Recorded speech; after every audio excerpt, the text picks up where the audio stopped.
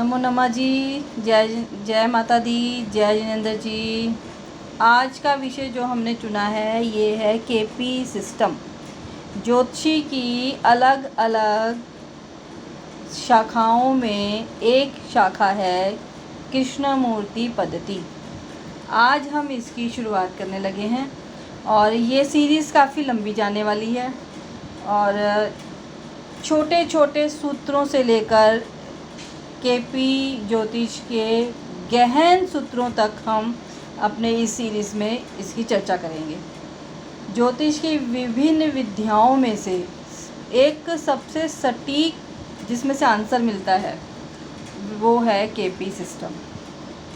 आप छोटे से छोटी घटना या बड़े से बड़ी घटना का टाइम आराम से इसमें से निकाल सकते हो। थोड़े सूत्र कठिन हैं अगर हम उसे आराम से समझेंगे, धैर्य से समझेंगे तो चीज़ें बहुत जल्दी समझ आ भी जाती हैं और उसके बाद फिर प्रैक्टिस की सारी बात रह जाती है। जितनी प्रैक्टिस करेंगे उतना ही हमें सटीक आंसर मिलेगा। ठीक है, तो शुरू करते हैं। पहले भगवान श्री गणेश जी का नाम लेकर। वक्रतुंड महाकाय सूर्यकोटि समप्रभा निर्विघ्न कुरु मे देव सर्वकार्येषु सर्वदा। प्रभु हमारी शुरुआत को निर्विघ्न समाप्त करें। इसी मंगल कामना के साथ आज हम केपी की शुरुआत करते हैं। केपी में जैसे कि सबको पता होगा और जिनको नहीं पता उनको मैं बता दूं, जो केपी पद्धति है ये नक्षत्रों पे आधारित है। वैसे तो वैदिक ज्योतिष में भी हम नक्षत्रों का भरपूर इस्तेमाल करते हैं और वो नक्षत्रों को हम जो षोडश वर्गीय कुंडलियाँ होती हैं उनके थ्रू हम उनका यूज़ करते हैं। लेकिन केपी सिस्टम में सीधा हम नक्षत्रों पर ही काम करते हैं। नक्षत्रों का एक सिस्टम रहता है। अगर आप को किसी को नहीं पता होगा तो अगर आपकी डिमांड रहेगी तो मैं उस पर भी वीडियो बना दूंगी। लेकिन मैं यहाँ जो शुरू कर रही हूँ वो बेसिक से शुरू कर रही हूँ, ठीक है, क्योंकि वो थोड़ा समझना कठिन है। अगर जिनको चाहिए वो मुझे पर्सनल नंबर 8929398331 पर मैसेज कर दें तो मैं वो वीडियो भी बना दूंगी, जिससे आप लोगों को केपी के डिविजनल चार्ट्स को, मतलब केपी में डिवाइडेशन कैसे किया जाता है उसको समझने में आसानी आएगी।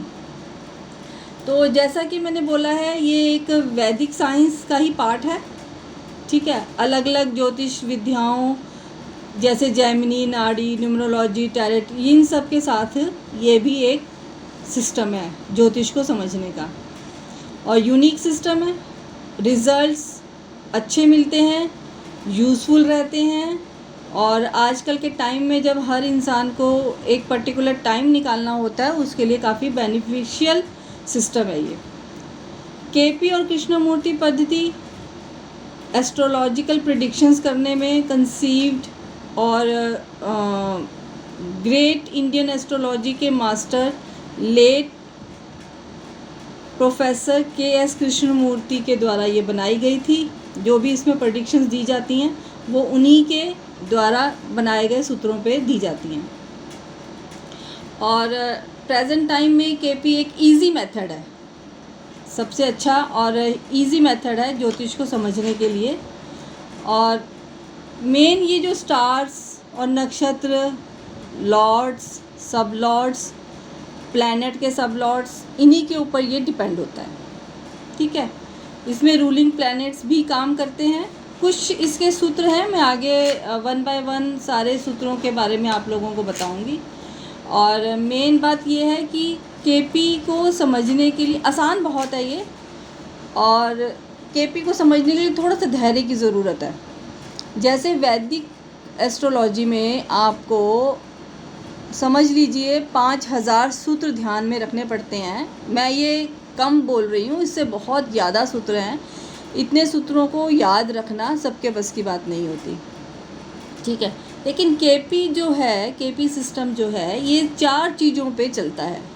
वो 4 चीज़ों को आपने ध्यान से पढ़ लिया, समझ लिया, प्रैक्टिस में ले आए तो समझ लीजिए आप केपी के ज्ञाता बन गए। तो पहला है नक्षत्र जिसको हम स्टार बोलते हैं, दूसरा है राशि जो उस भाव का साइन होती है, तीसरा है भाव जिसको हम हाउस बोलते हैं, और चौथा है प्लैनेट। ये 4 चीज़ों पे काम करते हैं। इसमें हम क्या क्या सबसे सटीक जानकारी जो हम इसमें से निकालते हैं वो होता है प्रॉमिस, कि किसी भी व्यक्ति के या किसी भी जातक के लाइफ में कोई घटना होगी कि नहीं होगी, ये होता है प्रॉमिस को देखना। अगर कोई ये कहता है कि मुझे विदेश जाना है तो हम प्रॉमिस पहले देखते हैं कि क्या उसकी कुंडली के इस हिसाब से वो कुंडली उसको प्रॉमिस दे रही है विदेश जाने का या नहीं। दूसरा देखते हैं टाइम ऑफ इवेंट, कि किस टाइम पे अगर कुंडली ने प्रॉमिस दिया विदेश जाने का तो किस टाइम पे वो जा सकता है। इवेंट, वो इवेंट कब होगा। शायद मेन हमारी ज़िंदगी के मेन अहम पड़ाव कौन से होते हैं। पहला कि एजुकेशन कहाँ तक लेगा, दूसरा जॉब कब मिलेगी, तीसरा शादी कब होगी, संतान कैसी होगी, और चौथा पोस्ट एज के लिए, जैसे कि 40 या 30 के बाद की एज के लिए, कि विदेश जाएंगे ये नहीं जाएंगे, व्यापार में उन्नति कितनी कर पाएंगे, आगे बढ़ेंगे कितना, ये सब चीज़ें होती हैं। तो ये हम इनके टाइमिंग्स डिसाइड करते हैं कि कौन सी एज में कौन सा काम आपका होगा। और ये तीसरा इसमें आता है जो ये डिपेंड करता है ट्रांजिट, कि उस समय ग्रह कौन से भावों में, कौन से हाउस में या कौन से ग्रह के ऊपर से ट्रांजिट कर रहे हैं, किसको देख रहे हैं, ये सब चीज़ें इसमें आती हैं। आप लोगों को यहाँ पे मैंने दे रखा है राशियाँ और उनके स्वामियों के नाम। मित्र और शत्रु हमेशा हमको याद रखने हैं। इवन कि केपी एस्ट्रोलॉजी में भी हमें ये सब चीज़ें याद रखनी है। सेम चीज़ रहेगी, पहला असेंडेंट रहेगा, राशि यहाँ पे कोई भी आ सकती है, भाव हमेशा 1 है तो यहाँ पे 1 पहला भाव ही इसको माना जाएगा, दूसरा भाव, तीसरा, चौथा, पांचवा, ऐसे समान होंगे। और राशियाँ कभी भी चेंज होती हैं, हमेशा वैदिक की तरह यहाँ पे भी राशियाँ चेंज रहेंगी, लेकिन राशियों से ज़्यादा हमें उनकी डिग्रीज़ पे काम करना है। हाँ, एक बात मैं और बताती चलूँ, जो केपी एस्ट्रोलॉजी है ये डिग्रीज़ पे काम करती है, इसीलिए नक्षत्र का काम इसमें ये बहुत ज़्यादा है। ठीक है, तो ये डिग्रीज़ पे हम इस पर काम करेंगे। डिग्रीज़ का आगे मैं आपको धीरे धीरे बताती चलूँगी, साथ साथ जैसे जैसे हम इसमें सीरीज़ में आगे जाएंगे। अब इसमें जो मेन सबसे पहले हम जो पढ़ने वाले हैं वो होता है ग्रहों की चाल। सबसे जल्दी चलने वाला ग्रह हमें मालूम है चंद्रमा होता है, उससे स्लो, मतलब चंद्रमा 27 दिन में एक जोडियक पूरा कर लेता है, और उससे थोड़ा स्लो जो चलता है वो बुध, मरकुरी 88 डेज़ में पूरा कर लेता है। उससे स्लो जो चलता है शुक्र 225 डेज़ में पूरा कर लेता है। उससे स्लो सूर्य 365 में एक जोडियक पूरा कर लेता है, यानी कि एक चक्कर यहाँ से अगर हम शुरू करते हैं तो सूर्य एक 365 दिन में वो पूरा करता है। जैसे कहते हैं ना मकर राशि में वो उच्च का होता है, मकर संक्रांति मनाते हैं, तो यहाँ से अगर हम इसको घुमाएं तो पूरे 1 साल बाद वो वापस मकर संक्रांति में इसी भाव पे आ जाता है, 10 राशि में, तो 365 दिन में वो पूरा करता है। इसी तरह उसे स्लो है वो है मंगल, जो 687 डेज़ में पूरा करता है। उससे स्लो है गुरु, जुपिटर, जो कि 12 ईयर्स में कंप्लीट करता है, मतलब लगभग 12 के बाद 20-22 दिन ऊपर चले जाते हैं, लेकिन हम लोग लगभग 12 ईयर्स ही मानते हैं कि 1 साल में जुपिटर 1 साल जैसे 365 दिन हुए, उसके 10-12 दिन 5-7 दिन ऊपर नीचे ये रहता है जब ये भाव परिवर्तन करता है। ठीक है, तो नॉर्मली हम इसको 12 साल कहते हैं, बट 12 साल से थोड़ा सा ये ऊपर रहता है कुछ दिन। उसके बाद चलते हैं शनि। एज यूजुअल सबको मालूम है 30 साल में ये एक भचक्र पूरा करता है, 2.5 साल 2.5 साल 2.5 साल 2.5 साल 2.5 साल, इस तरह से ये पूरा करता है। ठीक है जी। ये आपको पता होना चाहिए। आज जो हम बात करेंगे सबसे पहले, जैसे ये आपको ये साइन लॉर्ड वगैरह बता ही दिए मैंने, ठीक है। और इनकी दृष्टियाँ मेरे पिछले वीडियोस में मैंने बता रखी हैं, वो भी आपको ध्यान रखनी है। यहाँ हम दृष्टियों की भी चर्चा करेंगे। थोड़ा सा डिफ़र होता है केपी की दृष्टियाँ, लेकिन दृष्टियाँ होती हैं वही होती हैं। जैसे मंगल की है तो 4-7-8 होती है, शुक्र की है तो वही 7वीं दृष्टि होती है, लेकिन थोड़ा डिफ़र रहती हैं, होती सेम ही है।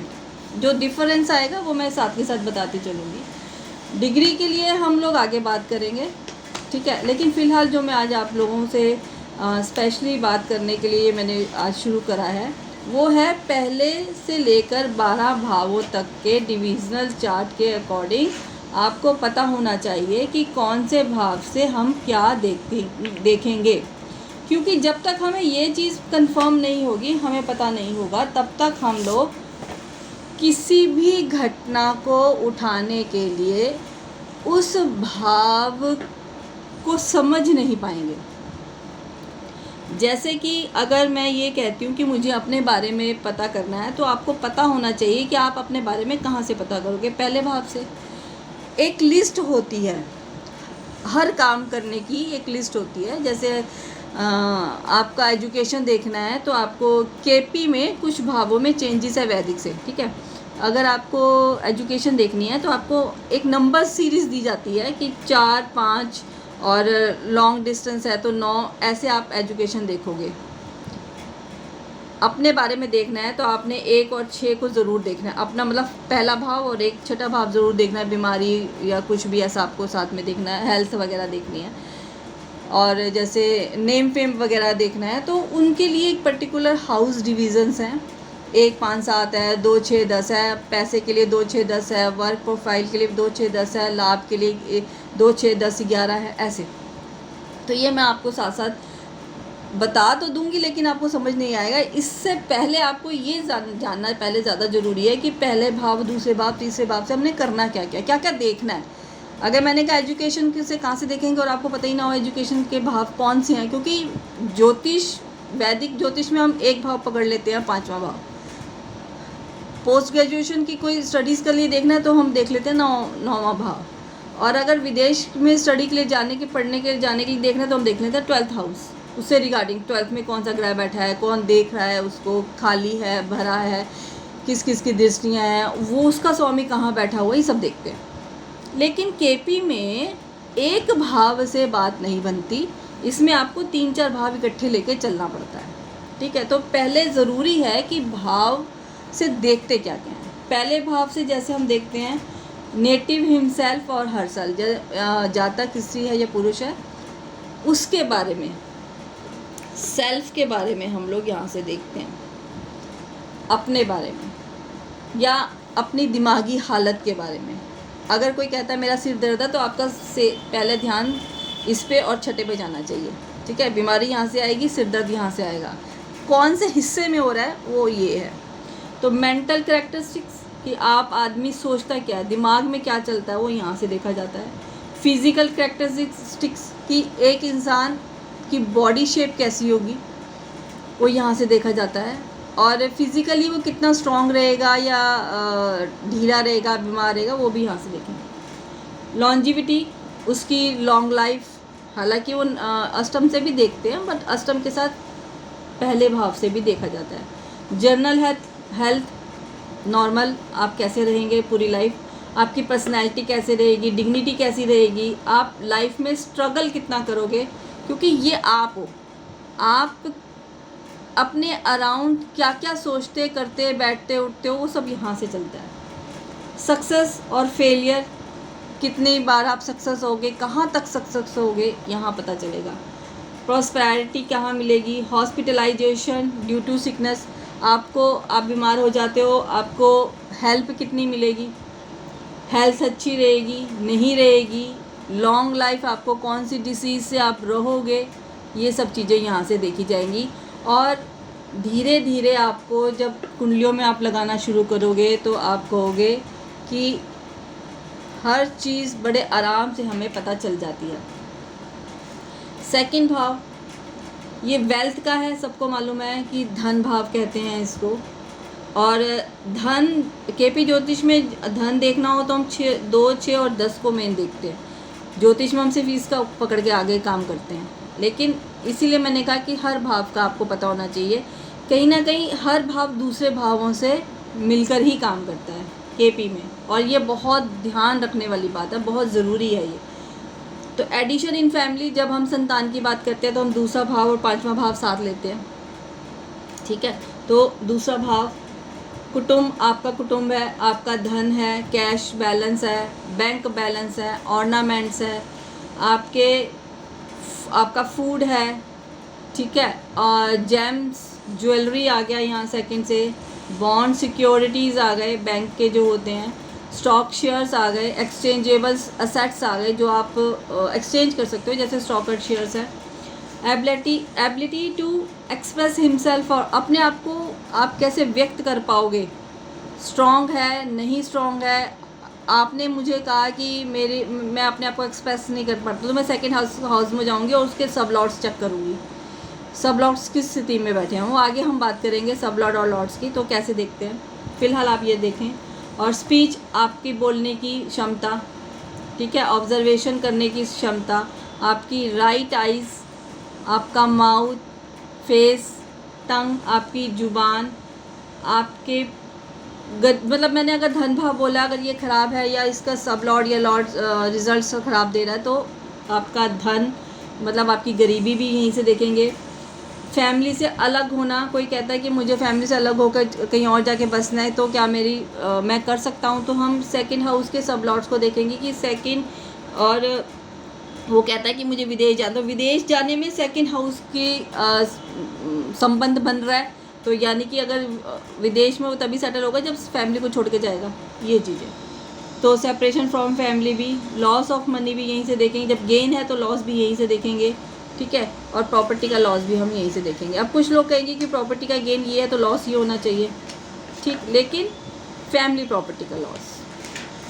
आगे आते हैं थर्ड हाउस, ये करेज है, कम्युनिकेशन है, कमीशन है, कॉरस्पॉन्डेंस है, ठीक है। और एक आज के दौर में एक बहुत प्रश्न आता है कि हमने इंटरव्यू दिया है तो सक्सेस होंगे या नहीं। हमारे इंटरव्यू में कॉल तो आ गई, हमने दे भी दिया, अब जॉब की अपॉर्चुनिटी मिलेगी या नहीं वो यहाँ से ही देखेंगे इंटरव्यूज़ के लिए। इंटरनेट आजकल बहुत पॉपुलर है, इंटरनेट के बगैर तो कुछ भी संभव है ही नहीं। जैसे कह दो इंसान को जीने के लिए अन्न की ज़रूरत है, इसी तरह जीने के लिए सेकंड ऑप्शन आजकल इंटरनेट बन गया है।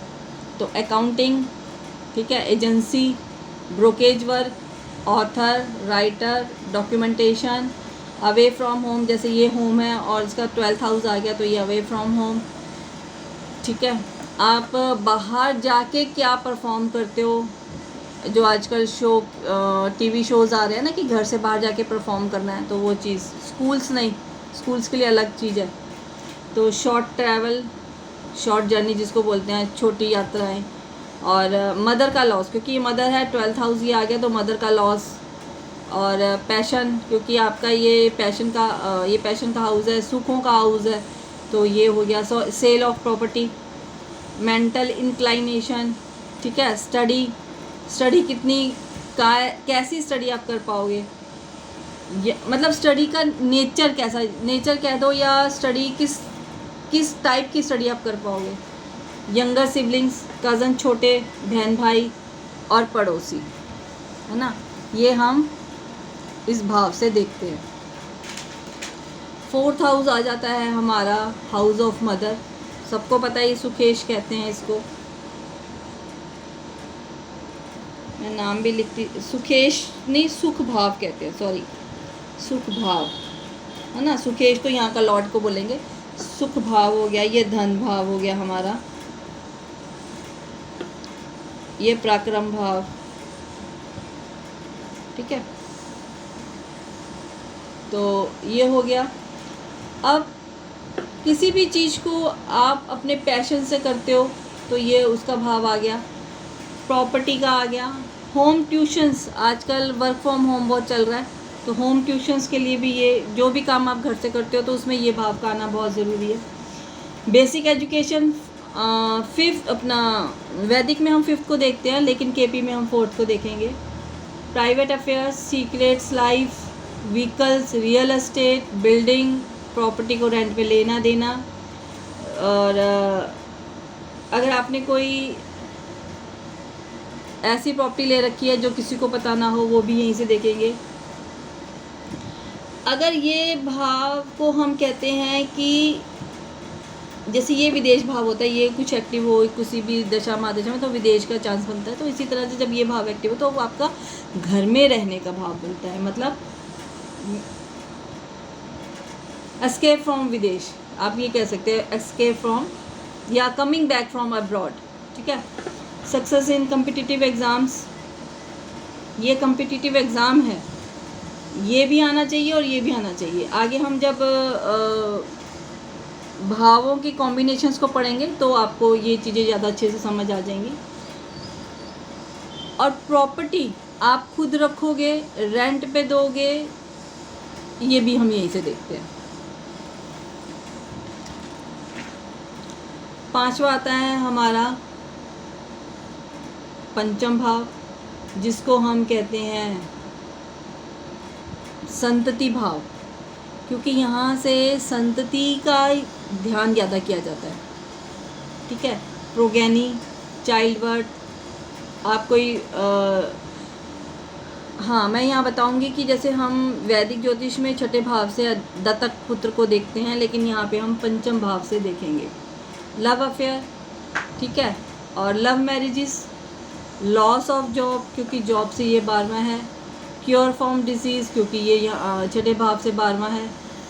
आर्टिस्टिक, आप कितने प्रैक्टिकल माइंड हो, मतलब आप कितने अट्रैक्टिव चीज़ों को बना पाते हो, या जिसको बोलते हैं ना आर्टिस्टिक एक्टिविटी, आप कितना कर पाते हो। मंत्र सिद्धि भी इसी भाव से होती है। ड्रामा एंटरटेनमेंट भी इसी भाव से देखा जाता है। लॉटरी सट्टा भी यहीं से देखते हैं। गेम, शेयर मार्केट, बैटिंग करना, गैम्बलिंग करना भी यहीं से देखेंगे। एनी फेस्टिवल्स को, ओकेजन्स को सेलिब्रेट कितनी हद तक करोगे, वो भी यहीं से देखेंगे, किस हिसाब से करोगे। अल्कोहल का एडिक्शन भी हम यहीं से देखेंगे। और आपको कोई ईज़िली, जैसे आप लोगों के अपने घर होते हैं, कई हमारे पास क्वेश्चंस आते हैं कि हमें रेंट पे घर देना है बट वो मिल नहीं पाता, टेनेंट नहीं मिल पाता, तो गेटिंग अ टेनेंट भी यहाँ से फिफ्थ भाव से देखेंगे।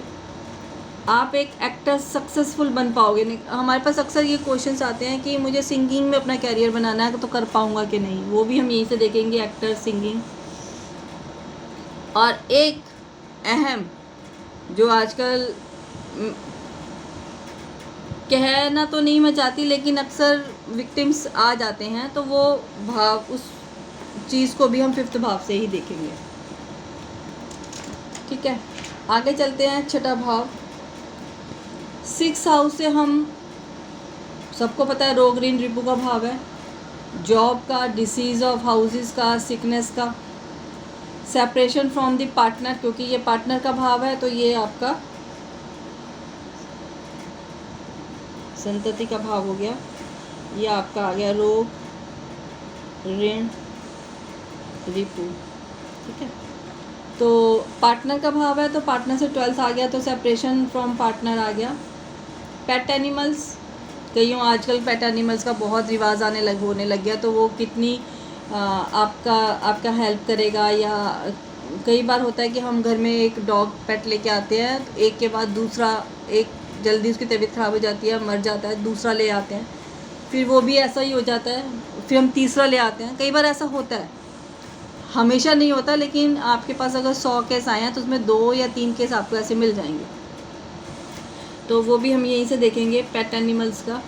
डेली रूटीन आपका यहीं से आएगा। डिसिप्लिन, जिम आपका यहीं से आएगा। डाइटरी हैबिट्स आपकी यहीं से आएंगी, आप कितना डाइट कर पाते हो। सर्विसेज, एम्प्लॉयज़, सबऑर्डिनेट्स, आपके सर्वेंट्स। और बोरिंग, मतलब आप लोन लेना चाहते हो तो भी वो इसी भाव से देखेंगे। लिटिगेशंस भी यहीं से निकलते हैं, ठीक है, और सैनिटेशंस भी यहीं से निकलते हैं। और कंपटीशन में आपको कैसा रिजल्ट्स मिलेगा वो भी यहीं से देखेंगे। ऑब्स्टेकल्स आपकी लाइफ में कितने आएंगे, और कंपटीशन एग्ज़ाम्स भी यहीं से देखेंगे। प्रमोशन इन वर्क आपको मिलता है कि नहीं, नेम फेम यहाँ से आता है, यहाँ से भी आता है, बट प्रमोशन यहाँ से देखेंगे।